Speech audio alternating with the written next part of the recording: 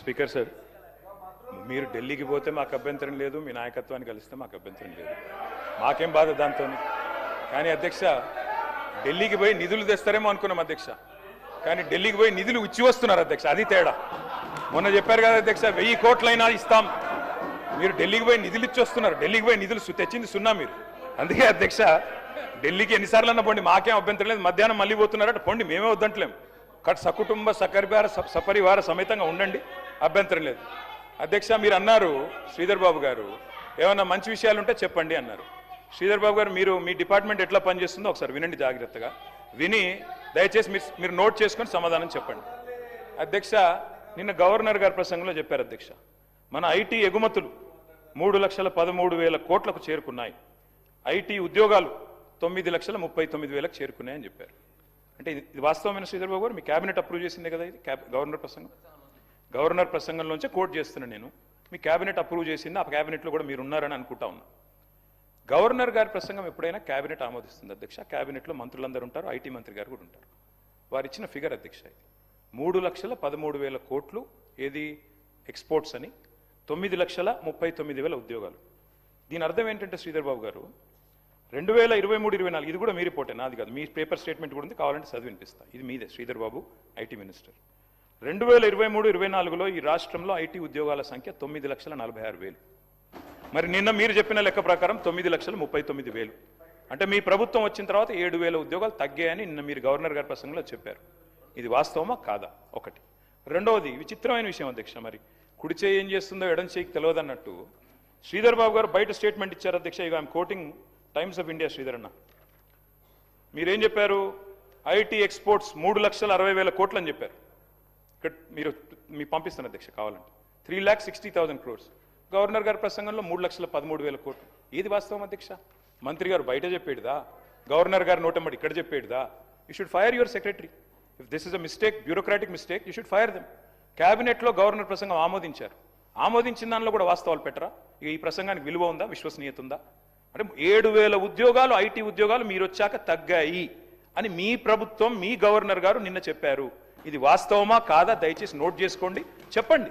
తగ్గిలేదు, పెరిగినాయి, మాదేదో తప్పు జరిగింది, తీసి పారేయండి. ఐటీ సెక్రటరీ ఎవరున్నారో తీసి అవతల పాడండి చెత్తబుట్లు. అధ్యక్ష, ఇంకో మాట అధ్యక్ష, మీరు చెప్పారు పెట్టుబడుల వెల్లువ, పెట్టుబడుల వెల్లువ 1,00,000 కోట్లు, 7,00,000 కోట్లు, 8,00,000 కోట్లు. అసలు మేము అడ్డం వచ్చి చక్కెర అడ్డం పడేంత ఇన్వెస్ట్మెంట్లు చెప్తున్నారు అధ్యక్ష. మేము నిజమేమో అనుకున్నాం అధ్యక్ష. ఇది గవర్నమెంట్ వెబ్సైట్ శ్రీధర్ బాబు గారు, గవర్నమెంట్ వెబ్సైట్ ఇది, టీఎస్ ఐపాస్ వెబ్సైట్. మీరు చెప్పే మాటలేమో కోటలు కోట్లు కోట్లు దాటుతున్నాయి అధ్యక్ష.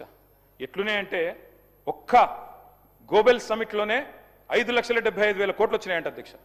మరి ఇక్కడ చూస్తే టీఎస్ ఐపాస్ వెబ్సైట్, అందులో చెప్పారు అధ్యక్ష, టీఎస్ ఐపాస్ వెబ్సైట్ ప్రకారం 2023-24లో, సారీ 22-23 చెప్తా ముందు, 22-23లో 3,100 ఇండస్ట్రీలు, 2021-22లో 4,000 ఇండస్ట్రీలు, ఇట్లా వరుసగా 4,000, 3,000 ఆ స్థాయిలో ఉన్నాయి. మీరు వచ్చిన తర్వాత 2024-25లో 2,050, 2025-26లో 1,126. మాటలేమో కోటలు దాటుతున్నాయి, లెక్కలు చూస్తే మరి ఇది ప్రభుత్వ వెబ్సైట్, నా కవిత్వం కాదు, నాది కాదు. You should fire the people who are doing this mistakes. Sridhar Babu గారు, మీరు మా మీద ఒంటికాలతో లేవడం కాదు. దయచేసి మీ డిపార్ట్మెంట్లో, మీ గవర్నర్ ప్రసంగంలో ఎన్ని తప్పుల తడకగా రూపొందించారు, దానికి ఏం విలువ ఉంది, ఏం విశ్వసనీయత ఉంది? ఇందాక మీరు లేరు శ్రీధర్ బాబు గారు, మీరు బయట ఉన్నారు. నేను అడిగాను, కొట్టుకోవడం మాకు అలవాటు లేదు అధ్యక్ష, సెల్ఫ్ రిలయంట్గా మార్చాం అధ్యక్ష తెలంగాణ రాష్ట్రాన్ని. మేము 2023-24 నాటికి మరి మొత్తం రాష్ట్ర ఆదాయంలో 80% అధ్యక్ష స్టేట్ ఓన్డ్ ట్యాక్స్ రెవెన్యూ సాధించిన నెంబర్ 1 రాష్ట్రం భారతదేశంలో తెలంగాణ అధ్యక్ష. ఇది వాస్తవం. 16% కంపౌండెడ్ యాన్యువల్ గ్రోత్ రేట్తో, 16% CAGRతో మొత్తం భారతదేశంలోనే మరి తెలంగాణ సెల్ఫ్ రిలయంట్ స్టేట్గా SNTRలో నెంబర్ 1గా నిలబడ్డది. ఒక ఎగ్జాంపుల్ అధ్యక్ష, వారు కొత్త సభ్యులు చాలా మంది ఉన్నారు, తెలుసుకోవాలి. 2014-15 నాటికి స్టేట్ ఓన్డ్ ట్యాక్స్ రెవెన్యూ అంటే రాష్ట్రం యొక్క సొంత ఆదాయ వనరులు కేవలం 2014 అంటే మేము ప్రయాణం ప్రారంభించినాడు 29,288 కోట్లు. మేము 2014లో మేము దిగిపోయినాడు అధ్యక్ష 2023-24లో 29,288 కోట్ల నుండి 1,11,798 కోట్ల రూపాయల స్థాయికి స్టేట్ ఓన్ ట్యాక్స్ రెవెన్యూని తీసుకొని పోయి కట్టిన ఇల్లు పెట్టిన పొయ్యి అన్నట్టు వారికి అప్పచెప్పాం అధ్యక్ష. 10 ఏళ్లలో భారతదేశంలో స్టేట్ ఓన్డ్ ట్యాక్స్ రెవెన్యూస్లో నంబర్ 1గా రాష్ట్రాన్ని నిలబెట్టింది మా ప్రభుత్వం అధ్యక్ష. 281% వృద్ధి, దాదాపు 300% వృద్ధి అధ్యక్ష. అధ్యక్ష, దర్జాగా ఉన్న ఈ ధనిక రాష్ట్రాన్ని మీ చేతుల్లో పెట్టాం. మరి ఈరోజు ఎందుకు ఆదాయం అంచనాలకు అందడం లేదో మాకు తెలియట్లేదు అధ్యక్ష. ఆర్థిక చక్రం అపసవ్య దిశలో ఎందుకు తిరుగుతున్నది? ఒకనాడు హుసేన్ బోల్ట్ లాగా ఉరికిన రాష్ట్రం ఇలా ఉరకలేక ఉసురుమని ఎందుకు అంటున్నది? మేము అటు చెప్తాను అధ్యక్ష, లెక్కలు కూడా చెప్తాను అధ్యక్ష. బడ్జెట్ ఎస్టిమేట్లు బోల్తా కొడుతున్నాయి అధ్యక్ష. రివైజ్డ్ ఎస్టిమేట్లు రీచ్ కూడా కావట్లేదు అధ్యక్ష. కరోనా కాలంలో మాత్రమే చూసాం అధ్యక్ష ఈ అధ్వాన్న పరిస్థితి. ఇవాళ మళ్ళీ కాంగ్రెస్ కాలంలో మాత్రమే చూస్తున్నాం అధ్యక్ష. పురోగమనం లేదు అధ్యక్ష, అంతా తిరోగమనమే అధ్యక్ష. ఏ రంగం చూసినా నీరసం నిస్తేజమే అధ్యక్ష. అధ్యక్ష, మీరు కూడా వికారాబాద్ మొత్తం రియల్ ఎస్టేటు అక్కడ కూడా డమాలన్నది అధ్యక్ష, రాష్ట్రం మొత్తంతో సహా. రాజకీయ కక్షలు తీర్చుకోవడం చాలా ఈజీ అధ్యక్ష, కానీ చేతిలో అధికారం పోలీస్ యంత్రాంగం ఉంటే ఏదైనా చేయొచ్చు అధ్యక్ష. కానీ ఆర్థిక వ్యవస్థను దీక్షతో నడపడం చాలా కష్టం అధ్యక్ష. దానికి విజన్ కావాలి, విజ్డమ్ కావాలి, ఏకాగ్రత కావాలి, సమర్థత కావాలి. మరి ఇక్కడ ఏముంది అధ్యక్ష? చాలా విచిత్రమైన మాటలు వింటున్నాం. డే ఎకానమీ ఏమో డమాల్ అన్నది అధ్యక్ష. పొద్దున పూట నడిచే ఎకానమీ డే ఎకానమీ డమాల్ అన్నది. ఇప్పుడు నైట్ ఎకానమీ తెస్తారట అధ్యక్ష. ఇప్పుడు ఎట్లుందంటే వీళ్ళు చెప్పే మాట వింటుంటే, వీళ్ళు డే ఎకానమీని డమాల్ చేసిన వాళ్ళు మాట్లాడుతుంటే అధ్యక్ష, మీరు తెచ్చేది నైట్ ఎకానమీ కాదు, దారం దిగిన కైట్ ఎకానమీ చేశారు ఇవాళ తెలంగాణ పరిస్థితిని. పరిపాలన అంటే ఒక యజ్ఞం అధ్యక్ష, ఆషామాషి విషయం కాదు. మేము ఒక చిన్న మాట చెప్తాను అధ్యక్ష. భారతదేశంలోనే తలసరి ఆదాయంలో పర్ క్యాపిటాలో నంబర్ 1గా రాష్ట్రాన్ని నిలబెట్టింది ఆనాటి కేసీఆర్ గారి ప్రభుత్వం అధ్యక్ష.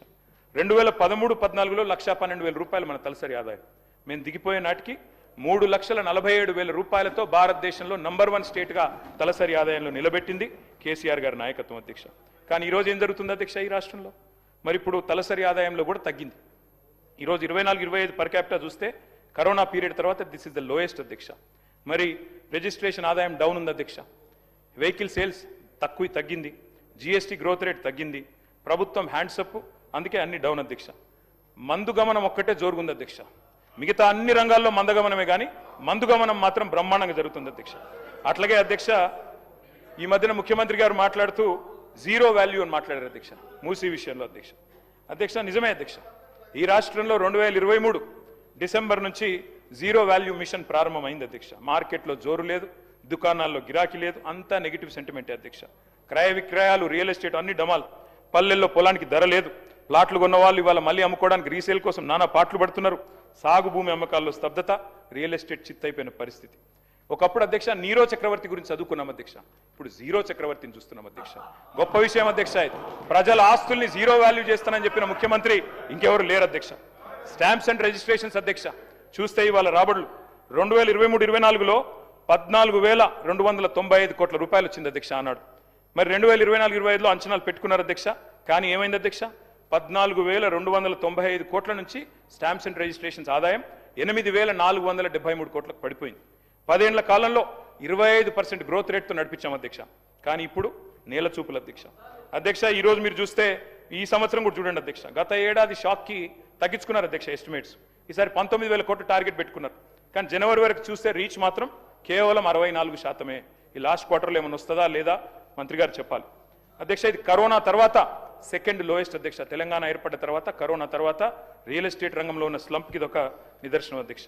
ఇక అధ్యక్ష, ఎందుకు ఈ రకంగా జరుగుతుంది అంటే ఒకటే ఒకటి అధ్యక్ష, ఇవాళ నెగిటివ్ మైండ్ సెట్, నెగిటివ్ విధానాలు అధ్యక్ష.